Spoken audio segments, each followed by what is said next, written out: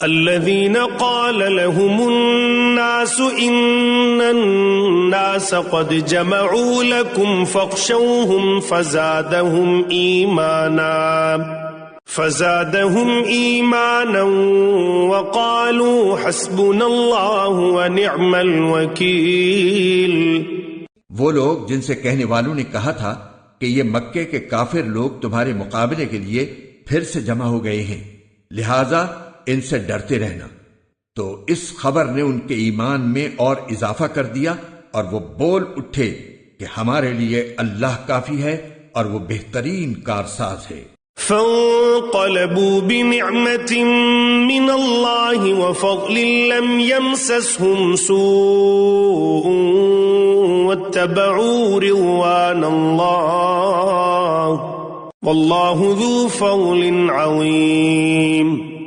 نتیجہ یہ کہ یہ لوگ اللہ کی نعمت اور فضل لے کر اس طرح واپس آئے کہ انہیں ذرا بھی غضب نہیں پہنچی، اور وہ اللہ کی خوشنودی کے تابع رہے، اور اللہ فضل عظیم کا مالک ہے۔ انما ذالکم الشیطان یخوف اولیاءہ